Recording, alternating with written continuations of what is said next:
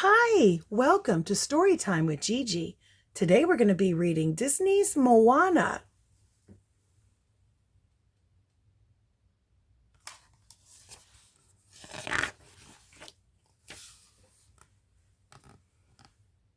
Our story was adapted by Rose Christopher and the illustrations were done by the Disney Storybook Art Team.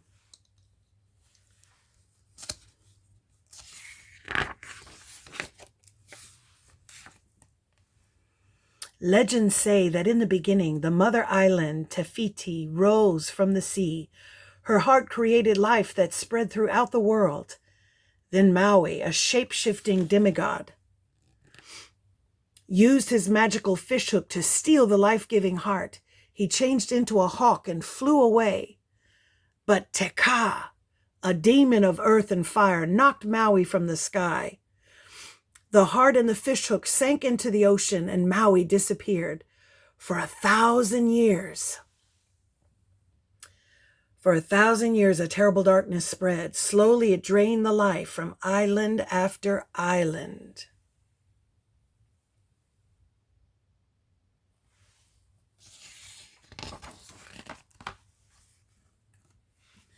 One day, Grandma Tala finished her story. The heart will be found by someone who will journey beyond the reef, find Maui, deliver him across the great ocean to restore Te Fiti's heart and save us all. Only her granddaughter Moana clapped. The other children were terrified. Chief Tui, Moana's father, hurried in.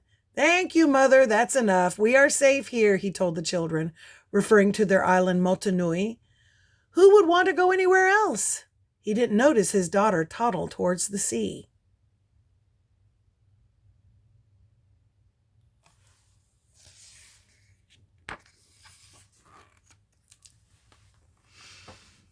Along her way, Moana helped a little turtle reach the water. The ocean was watching. It gave the child a gift. The heart of Te Fiti. Moments later, Tui arrived. He hadn't seen anything. As he picked up Moana to take her back to the village, she accidentally dropped the heart. Years passed. As Moana grew, she learned that the island of Motunui gave villagers everything they needed. No one sailed beyond the reef. Still, Moana was drawn to the sea.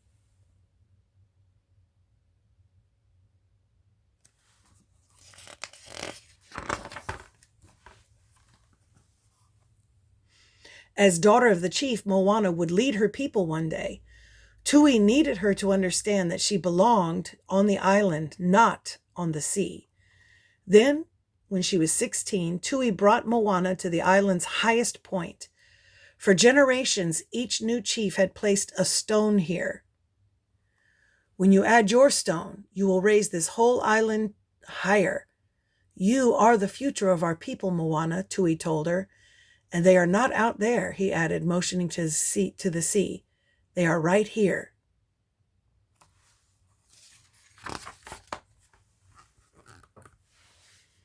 Moana still felt torn between the island and the sea. Her grandmother understood. "You've been told all our people's stories but one," said Grandma Tala. She led Moana to a secret cavern filled with boats. Moana's heart leaped. Her ancestors had once sailed the seas.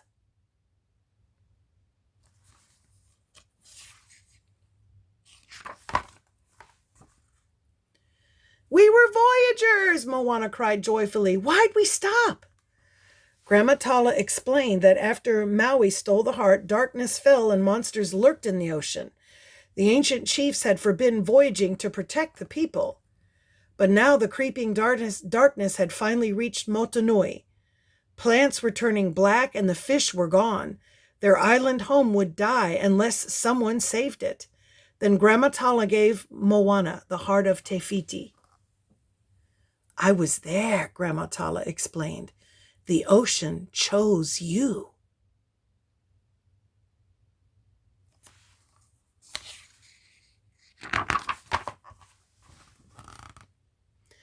Moana hurried to tell her father that returning to Te Fiti's heart would save Motunui.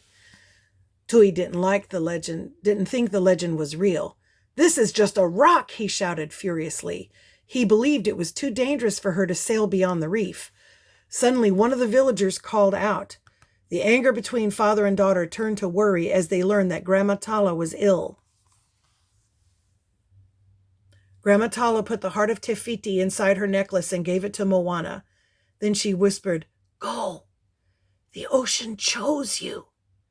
And when you find Maui, you will say, 'I am Moana of Motunui. You will board my boat, sail across the sea, and restore the heart of Te Fiti.'" That night, Moana secretly took a boat and sailed beyond the reef. She believed it was the only way to save her people.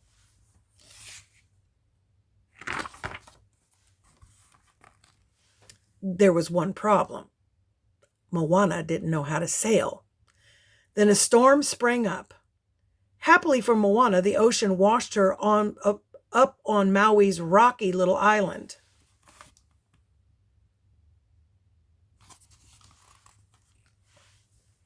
The demigod couldn't shapeshift without his magical fishhook, so he had been stranded on the island for 1,000 years. He needed a boat. Moana took a deep breath. "Maui, shapeshifter, demigod of the wind and sea," she began, "I am Moana of Motunui and a hero to all," Maui interrupted her. He winked. "You're doing great." "You're not my hero," replied Moana.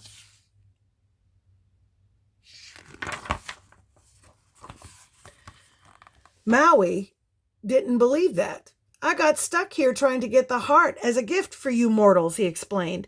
He bragged about helping humans with his awesome deeds. Like the time he had stolen fire to keep them warm. People loved him, they claimed. Just as Moana began to enjoy his stories, he tricked her and stole her boat.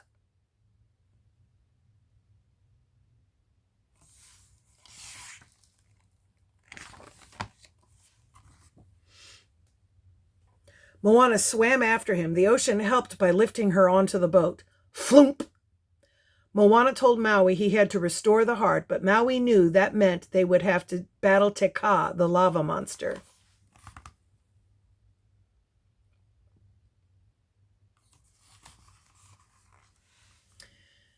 "Put the heart back? Save the world?" Moana coaxed. "You'd be everyone's hero then." Maui longed to be a hero again. "First, we get my hook," he declared.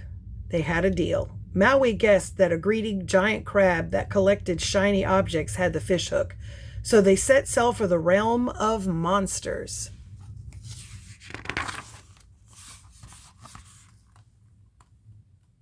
On the way, Maui had to teach Moana how to wayfind.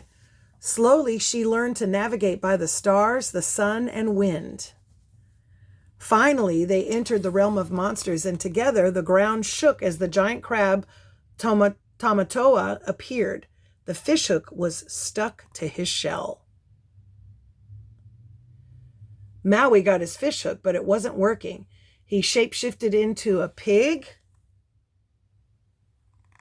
then a bug, and then back into Maui. Tamatoa sneered at Maui's weakness, then threw him to the ground and took back the hook. It was Moana who cleverly tricked the crab, grabbed the fishhook, and helped Maui so they could both escape.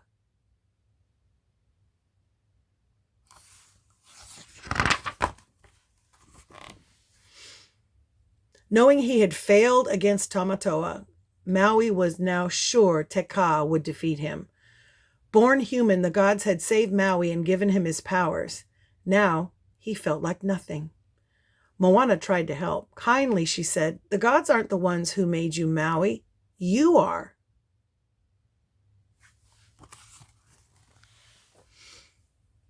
Touched by her words, Maui started practicing.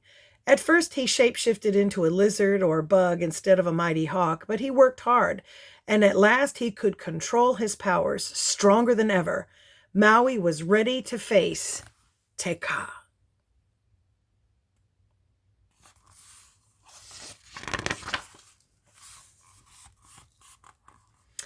Finally, they neared the barrier island that surrounded Te Fiti, the mother island.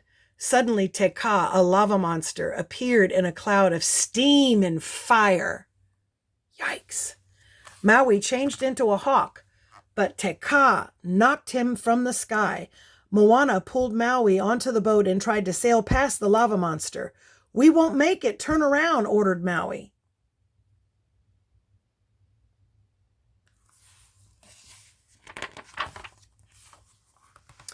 Moana didn't listen, and Te Ka almost smashed the boat, but Maui blocked the blow with his fishhook.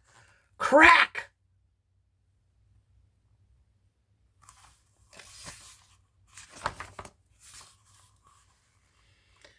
They escaped, but the boat was damaged and Maui's fishhook was cracked. If it shattered, he would lose his powers forever. Still, Moana wasn't giving up. "You can find a way around." "I told you to turn back," Maui reminded her. I'm not going back. Without my hook, I'm nothing." Moana insisted. "The ocean chose me." "It chose wrong," Maui replied, flying away. Heartbroken, Moana wondered if Maui was right. "Choose someone else," she pleaded, speaking to the ocean. "Please," she added. She dropped the heart of Te Fiti back into the sea. Suddenly, a glowing manta ray appeared under the boat.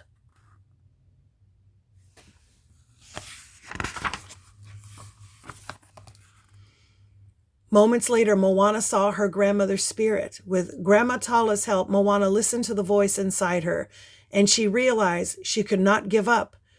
The spirits of her ancestors were with her, providing support and showing her who she was meant to be. Moana was ready to face Te Ka alone. She dived deep into the sea to retrieve the heart. Though Grandma Tala had disappeared, Moana repaired the boat and began to sail, saying, "I am Moana of Motunui. Aboard my boat, I will sail across the sea and restore the heart of Te Fiti."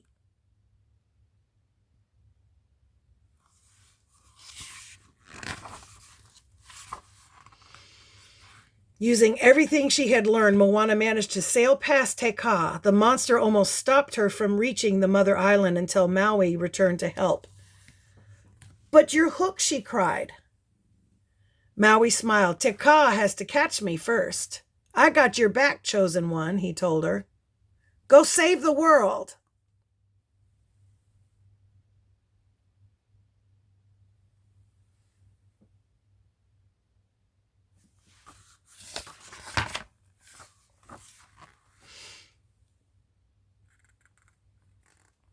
Moana made it to the island, only to find a hollowed area where Te Fiti once lay.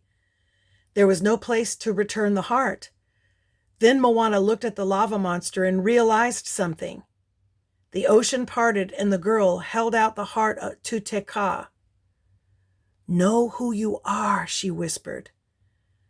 Then she placed the heart into the chest of Te Ka. Crack! Te Ka crumbled and Te Fiti appeared.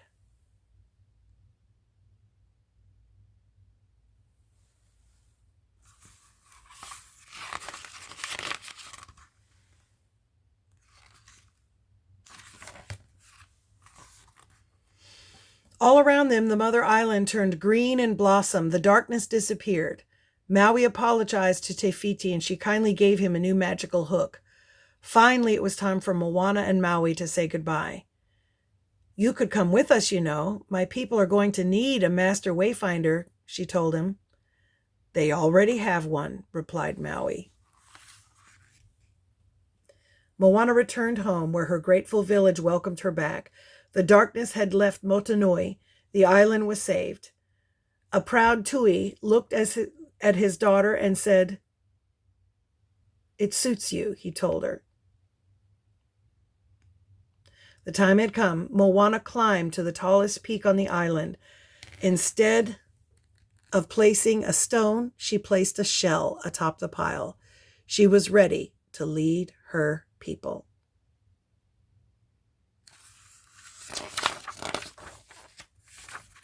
Across the seas once again.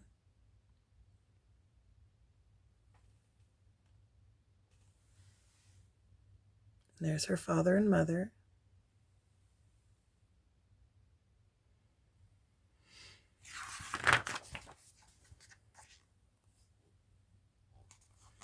And then there's a cute little, Moana's getting ready to go on a voyage. Find her boat by finding the only boat with a match.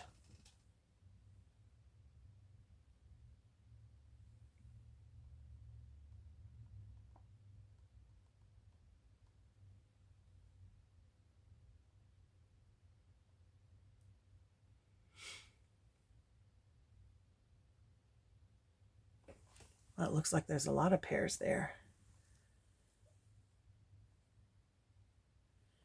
And you can have more Moana activities by earlymoments.com/Moana.